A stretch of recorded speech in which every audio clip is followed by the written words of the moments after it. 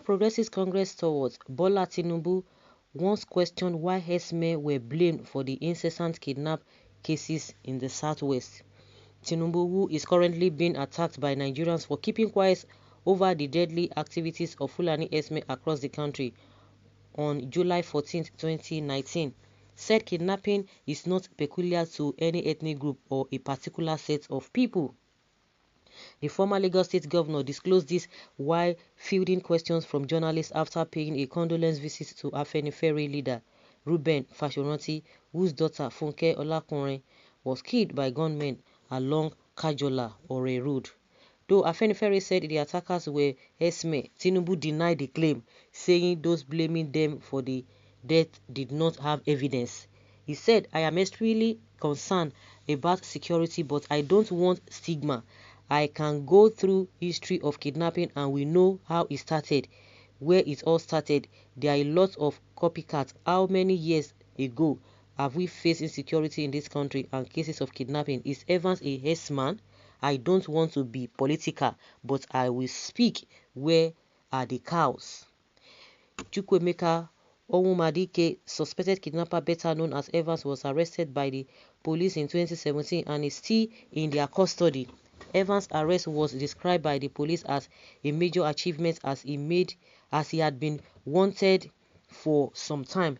Indeed, to show how big the arrest was, the Police Service Commission in April 2018 said 45 officers who participated in the successful arrest of Evans had been granted special promotions. The APC stalwart further said Olakunrin's death was painful, but added that she was destined to die that way. Like, seriously? So that's why anybody, that means they don't even see it as any big deal. As if people die, that it has been destined. So what's the noise all about? After all die and die. Well, it has been destined that is the way she would go. You can't change what is ordained by God. One way or the other, it could be death by road accident or any other way, he said. However, in April 2019, the police arrested some suspects to be responsible for Olakunrin's death.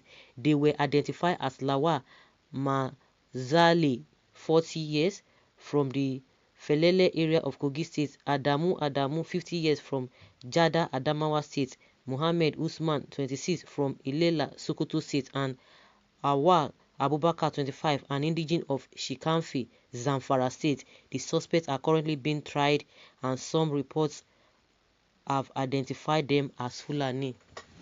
You see?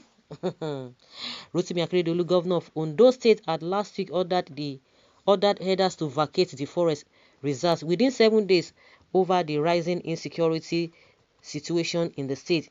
He has said bad elements have turned the forest reserves into hideouts for keeping victims of kidnapping, negotiating ransom, and carrying out other criminal activities. Sunday Adeyemo, better known as Sunday Igboho, also asked herdsmen in Igangan in Ibarapa North local government area of Oyo State to leave within 7 days following reports of the killing of some residents. Akeredolu and Igboho's directives had sparked different reactions, with Garba Shehu, presidential spokesman, saying the governor could not unilaterally oust thousands of herders who have lived all their lives in the state. But Afenifere, Yoruba socio-political group, said Shehu's response showed that President Buhari's government prioritized Fulani interests above those of other ethnic groups. So at the end of the day, the people who were arrested, because we are even talking about Tinubu, the people who were arrested happen to be Fulani herdsmen. Which investigation did Tinubu just made to arrive that the people were not Fulani herdsmen? But at the end of the day, it was confirmed that they were Fulani herdsmen. You see, and up to now he has not said anything. But very soon we are going to be hearing his entourage, his fans now. They will now be coming and, hey, leave him alone, okay. Well, as daft as some Yorubas are, they will still be in support for Tinubu's presidency bill. The idea is to divide Nigeria for Yoruba nation to be free. Well, mango doesn't fall from its tree. The snake will always birth what resembles it. Now, so my forefather take talk. You don't expect Tinubu to come out and castigate his boss. Of course. But the more they do that, the more they implicate themselves. Well, then go deny presidential visa. Sorry, I mean ticket. Well, should be away with hatred. Zara reporter should do away with hatred reports. Leave Tinubu out of this matter. Miyeziala too did video saying Tinubu is the one sponsoring Igboho. That is not what we are talking about. People should leave Tinubu out of this matter. Like, seriously? Well, so irresponsible of you and Tinubu are supporting for saying Yoruba should leave Tinubu out of this mess he is single-handedly brought to Yoruba land. Buhari has been contesting elections since 2003. No Yoruba ever voted for him, but he won the election to presidency when Tinubu, we trusted so much, presented him to us. Now Buhari, he presented to us and we voted for him, started killing us, and you now said we should leave Tinubu out of it. How possible is that? For Tinubu to have kept quiet for Buhari misbehaviors makes him to be an irresponsible fellow that cannot be trusted, because if anything happens to what he made you to believe, then you are on your own, and Yorubas don't need such selfish fellow again. That is only political ambitions overshadow the plight of his people, because he will drag us back the more. Only Yorubas will know sense we ever vote Tinubu on any political scheme again, because he has shown the kind of person he is really. Well, Tinubu is a political leader, not Yoruba leader. Please be guided. Okay, political leader. Okay, it depends on who is going to accept him as a political leader of maybe of APC.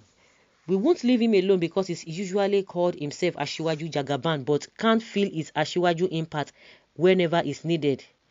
Well, all this on this person will say that they should leave Tinubu alone. They are Fulani slaves and Tinubu slaves. So you better wake up from your slumber. The question is that, let me tell a short story. Sometime in October last year, 2 people were kidnapped in Ekiti, specifically between Aromoko and Ijeru-Ekiti. On the road between the forest reserve, after being freed, they gave a debriefing of their time in captivity, and I picked the following from their experience. 1. A biker would bring food and supplies to them and kidnappers daily. 2. Same bikers take their phone to charge and bring it back when it is done. Now, what I can decipher there is always a resident, an insider, giving out information. The kidnappers were Fulanis, but since they had no interaction with their supplier, they can't determine where he's from. Tinubu presidential ambitions will destroy Yoruba nation. Yoruba people should rise up against that. If that man can go as far as changing his name from Amoda Lamidi Ç0NĐ to Bola Ahmed Tinubu, if he can go as far as denying his ancestral home of Osun to Lagos, then there's nothing he can't do. The man is critically dangerous.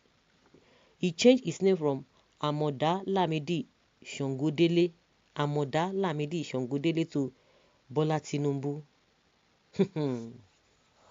So that was what he did.